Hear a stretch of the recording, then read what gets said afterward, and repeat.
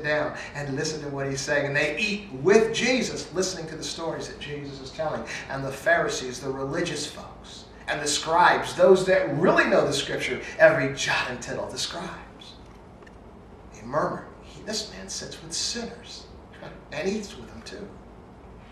And so Jesus goes on to tell the story of a man with 100 sheep and he loses one. Then he goes further down, starting in the 8th verse, about a lost coin. And then starting in the 11th verse, he tells the story of the lost son, the prodigal. It says in verse 11, in Luke 15, verse 11, and he said, a certain man had 2 sons. And the younger of them said to his father, Father, give me the portion of goods that falleth to me. And he divided them into his living.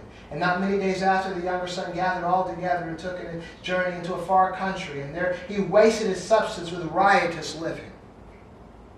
And when he had spent all, there arose a mighty famine in that land, and he began to be in want. And he went and joined himself to a citizen of that country, and he sent him into his fields to feed swine. And he would have fain have filled his belly with the husk that the swine did eat, and no man gave unto him.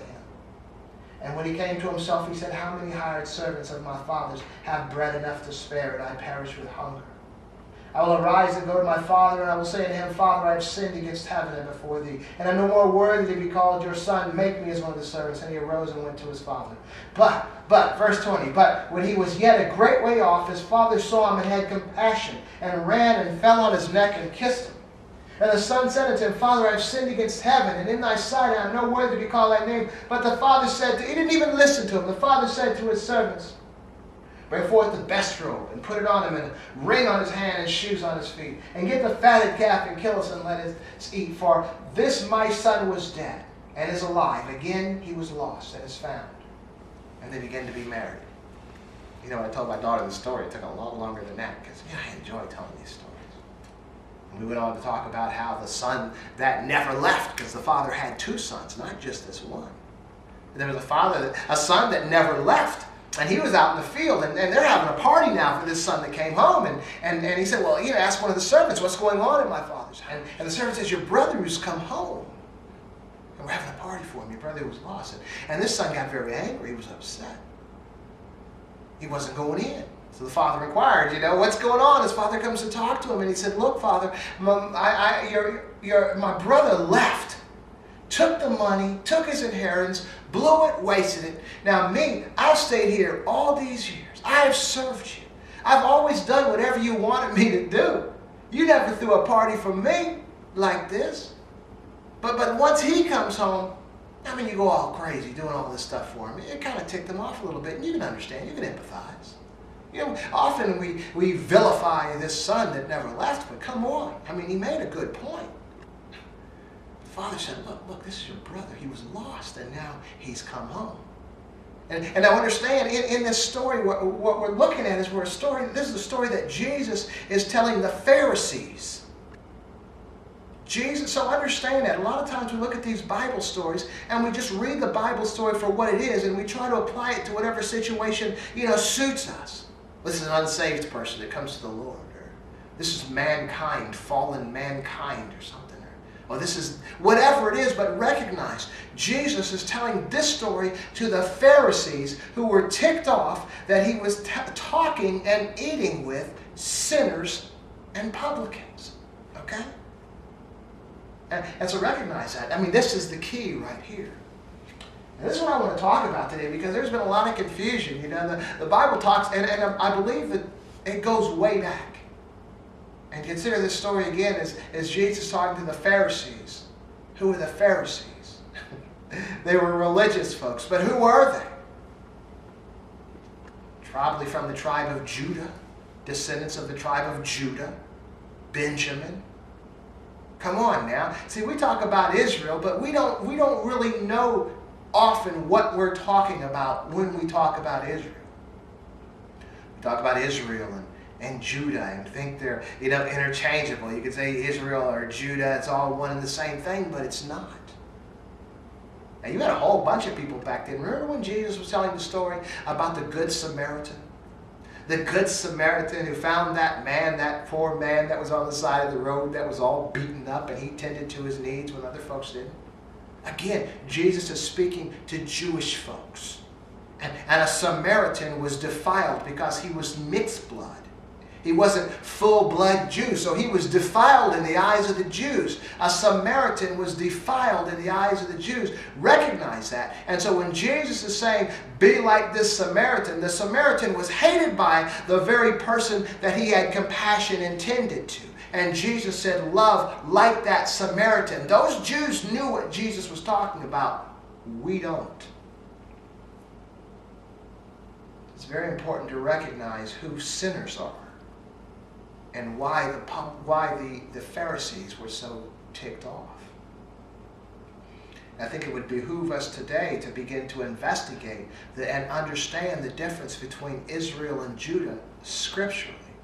Because we understand today, we really, especially our country, how we back Israel, no matter what comes, because there's so many promises and they're the chosen people of God and all this stuff we don't understand. And I've hinted it here and there over the years, but we're just going to go ahead and talk about it today and just get this thing out in the open and recognize who Israel is and who Judah is. And what I want to share with you today is this story of the prodigal son is a lot deeper than what we've given credit to it. We need to understand that the son that never left was Judah. And the son that left and came back was Israel. Okay? So where are you going, Martin? Where are you going with all this?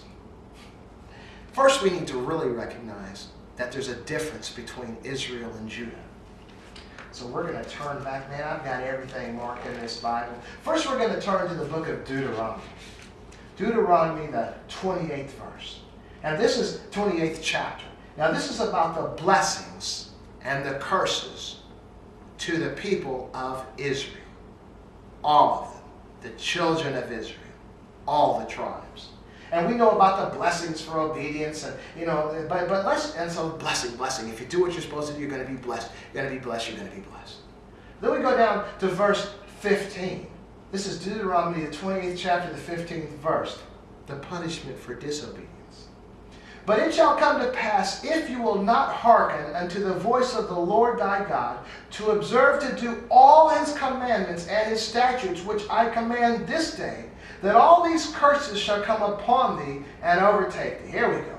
Cursed shall thou be in the city, and cursed shall thou be in the field. Cursed shall be thy basket and thy store. Cursed shall be the fruit of thy body, that's your children, and the fruit of thy land, the increase of thy kind, and the flocks of thy sheep. Cursed shall be when thou comest in, and shalt thou be when thou goest out.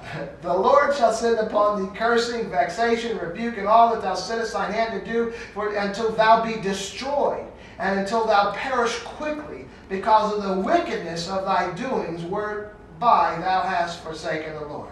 The Lord shall make thee a pestilence cleave unto thee, and will consume thee from off the land. The Lord shall smite thee with consumption, with fever, inflammation, all this stuff, and you'll be prisoners, and you'll be taken captive, and you'll be scattered, desolate, scattered all over the land, till there'll come a point where people won't even know who you are. I mean, that's the curse, and that's pretty bad.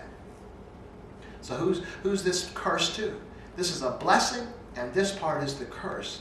The blessing is for those who obey, out of the children of Israel, all of them, and the curse is to those who disobey. The curse is pretty jacked up. So who would disobey given a curse like that? I sure would. Or would I? A lot of times we look at these Bible stories and we see them as stories, and we shake our heads at people for doing this, and we affirm others for doing this, and we know we'd be the good guy. We'd never deny Christ. We'd never do this. We'd never do that. All this. But the reality is, if we look at this as properly, all these Bible stories, and recognize that these folks in here were folks just like us.